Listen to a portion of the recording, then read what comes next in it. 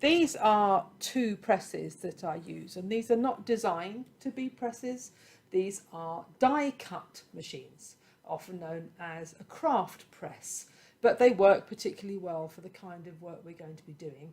And I've been using them a lot to take out to workshops, to do outreach, to take on holiday, all those kinds of things. I do have a big proper etching press, but these are fantastic, and for the price they're really good entry level into the whole delights of intaglio printmaking. So this is a Sizzix Big Shot.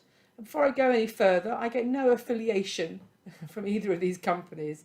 I'm just passionate about printmaking and trying to make it accessible to you guys. So this is the Sizzix Big Shot Plus. They do another one which is even bigger called a Big Shot Pro, but I've never used that one, so I can't advise you on that one. And basically what it has is a roller, it's a metal roller in here, okay, which is a fixed roller, and it has a handle which turns that roller. It's as simple as that. What we need to do as printmakers, so you take out the things it comes with and we put a longer bed in, and for this one we have to raise the height of our bed and pack out under our printing plates in order to get the correct pressure. Okay, so that's a Sizzix Big Shot, and you say they're about 8 or 9 kilograms in terms of weight, and this one certainly is ready available worldwide. This one seems to be haphazardly available. This is the Xcut Express, which if you have a choice of the two and you can get one of these, I recommend this one. You're going to get the same results, just this one is much more compact. Okay, it looks a little bit like a sandwich toaster. They're about the same weight. This one is much more compact, and this one you can adjust the pressure. Okay, so you have a bit more control of this one, but they will both do exactly what we want them to do. Okay, so this one opens out in toaster fashion, and it has these plates here which you need to take out. And then it has, if I can show you, it has a little thing here to stop these guys flapping around. It has a little thing here that you push to lock. Okay, and I'll do that. It has one of those each side. You then need to put these guys back in, although sometimes I forget. It really doesn't matter, but it's handy to keep them in place. They go this way, by the way, with this little knobble bit towards the roller. If you go that way, they'll still fit in, but you'll be a bit wonky. So make sure you get them in around the right way, and they click quite happily into a runner each side. This also has a handle. This also has rollers, but the difference being, and I'll do it onto my hands, but I don't recommend you do this. The distance being, can you see this roller here is going down. I'll go up again, show you, and it goes down. And that's really useful because it means we can adjust the pressure. I tend to have it down as far as I can go to get the maximum pressure, but what you don't want to do is have it so far down that you can hardly turn your handle, because as I said before, these guys are not designed for what we're using them for. And if anything's going to go wrong, it's going to be here. You're going to snap the bearing with too much pressure in the handle. Okay, the handle isn't on when you get it and you attach it with a little tiny Allen key. Hang on to that, because this becomes loose. I was printing once at a workshop and I simply couldn't work out why nothing was happening. It's because this had become loose. So you need to make sure you hang on to your little tiny Allen key. I keep mine on a key ring. And then you've always got that for when you need it. Okay, and the handle turns the roller. Okay, so there are our two presses. What else do we need? Well, you need some kind of a bed. Okay, this is half, and I very badly cut it on a jigsaw. Doesn't really matter. It's half of a large catering cutting board. Okay, 60 by 40 something it was, 42 I think, and I've cut it in half. and I can't remember the thickness, but I'll put the link on with this. The length doesn't really matter, okay? I do very long prints.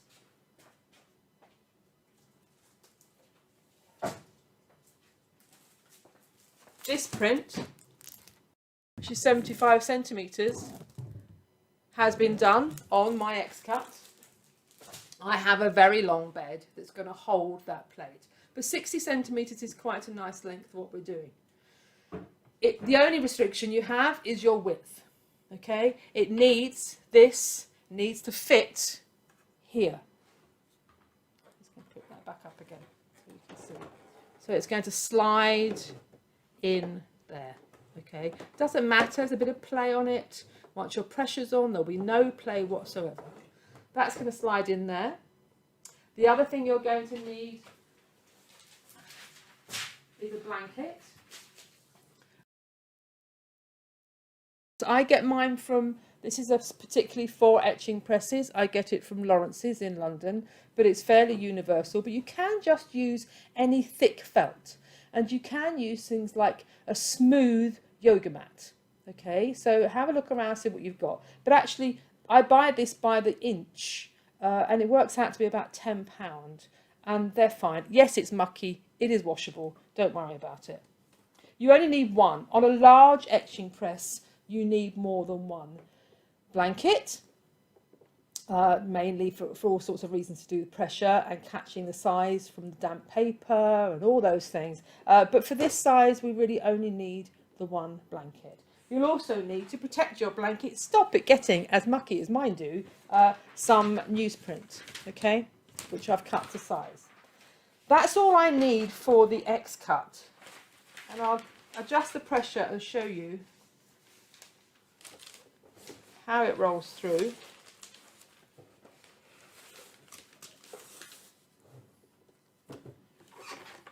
I'll put the roller right down, I'm on the wrong side.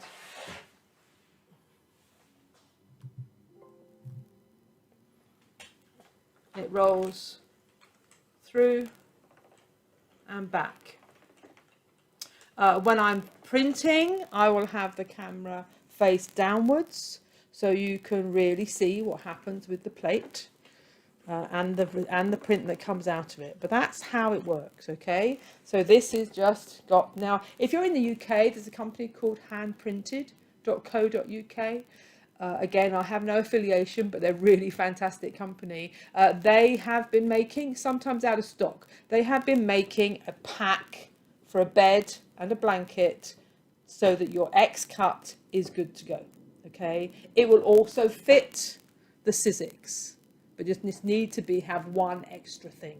Okay, so if you've got a Sizzix, the kit from handprinted.co.uk to make this into an etching press will fit your Sizzix. It's about £25, which is fine because this cost me about 10, and one of these chopping boards is about £15, and you have to chop it in half. Okay, so if you want to get good to go, then that's that. They're often out of stock. Is becoming extremely popular. So with the Sizzix, we want exactly the same, and again, it's the same size bed. It fits in quite nicely. This one's slightly wider, so it probably could, but only by about 2 or 3 millimeters. It's really not hugely wider, but that's fine. It doesn't matter that there's gaps either side. What would matter is if it didn't go through, okay? But on top of that, what you're going to need is a piece of, this is hardboard. And that's just going to give me that extra bit of height, and again the blanket and your paper as well.